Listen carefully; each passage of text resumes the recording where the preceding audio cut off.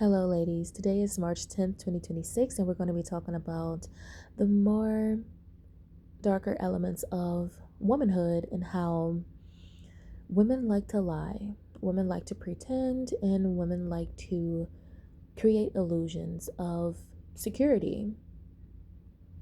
And I know this seems untimely because of Women's Month. However, I think when women are starting to be more honest, then change can happen. So, we always hear growing up, love yourself, be honest with who you are, appreciate who you are. You're so pretty, you're so magical. But do women really believe that? Because I like to believe as a woman, but even as like a younger girl, I can remember times where I would see some of my favorite celebrities either like on TV or in concert, and I've always felt this type of creativity, and my mission was to have fun. I don't care what summer, I don't care what spring, winter. I was going to have an adventure and have fun with me and my friends, right? And so, even looking back at those energies, it was all about just having fun and being creative and doing what girls do: makeup, hair, fashion. Fast forward, today's society of women are being met with the truth. And I think a lot of women are uncomfortable with that because when I look at the energies of women and womanhood, you have those women who are just themselves. They're very sovereign. They love to be in their own autonomy as women. They're given that space, that safety.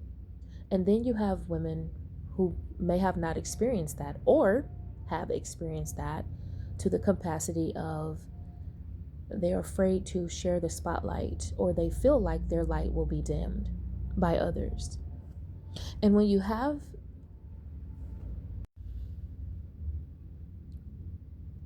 engineered society, only so many archetypes, and the only archetypes that will be praised is self sacrificing.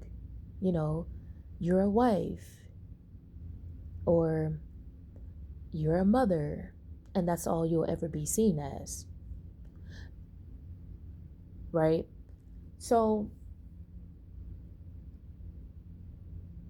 when people see women and they're able to be carefree and fun and their energy comes from the earth, it triggers a lot of people, and particularly women. Women who have this hard time with understanding themselves, even though you look good on the outside, you may feel beautiful on the outside, but internally, you have a world of chaos and confusion. So you go after things that is going to make you feel even worse about yourself. You partake in situations that it's not the most beneficial to you in the long run. It's a lot. You have those people who have worked on themselves, they honor who they are because they're like, you know what, I have no other choice. It's only one of me. Why not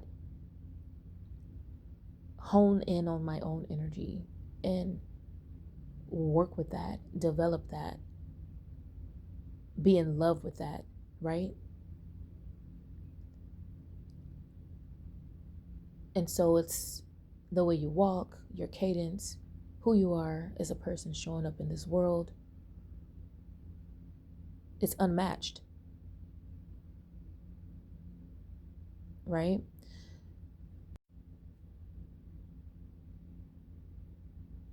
So you get to a point where you're like,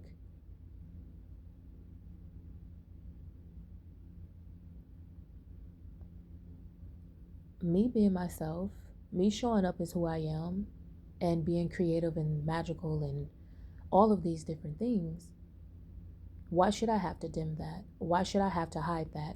Because of what other people might be going through. And I'm so happy that people are having this conversation, particularly women. They're being honest about jealousy and envy and how everyone is not experiencing those types of energies, right? So we're on social media. These conversations circle back every 2 to 3 months. And this go around, people are trying to prove that everyone is not jealous and envious. And I too can attest to that, because when you hear people speak, they automatically go to, it's a human emotion. Everyone feels this way. No, that's not true. I think a lot of people like to normalize jealousy and envy because it's normalized to them. And they also feel that because it's quote unquote normalized, then it's not that bad. When in actuality, it's a very dangerous type of energy. And when you look at the energies of jealousy and envy, it's rooted in childhood, of course. You may have a child who have grown up and have gotten everything that they wanted, but they didn't want other people to experience what that felt like. And I always use the analogy of, you have a child and they have one popsicle, but they see another child who have one popsicle and they're like, oh, I want their popsicle too. So their popsicle isn't enough. They want the other child's popsicle as well. You know, I want their toy. I want my toy, but I want theirs too. Type of energy. And in some cases, it's unfortunate because I think that parents can partake in this type of energy, and they may push their child to be very competitive or to, you know, push others out of the way so that way they can be seen and heard for their own personal validation, which is really sick. Sort of like siblings who grew up in the same household, and you have one sibling who feels like they have to outshine the other because they're not getting daddy and mommy's attention. And so they have to do things, act out, you know? So imagine having to deal with that on a larger scale when it comes to society. Always having to prove yourself, always having to, be in this state of scarcity and confusion. This is what society is. This is what society have made and engineered for people to deal with. And so when you see people show up and they're like, either I'm going to land this great opportunity or not, I can move on. I can go create my own opportunities. I can go do this or do that, whatever. That triggers people. And it also throws a wrench into the quote unquote structure. Because if everyone was focused on themselves, you won't have a lot of jealousy and envy. You won't have a lot of people who are very competitive, cutthroat, to the point to where they have to hurt and harm other people just to soothe themselves of their trapped, unwanted realities, So yeah, I'm glad to see people having the conversations. I think if women be more honest about quote unquote jealousy and envy and how they tend to go hand in hand, you will have a better outcome when it comes to the quote unquote sisterhood.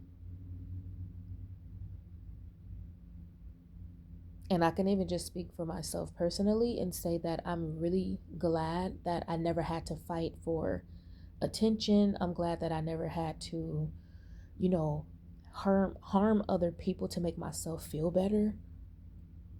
I've never felt like that before. And it's a really beautiful feeling. I couldn't imagine having to walk around with all of these festered emotions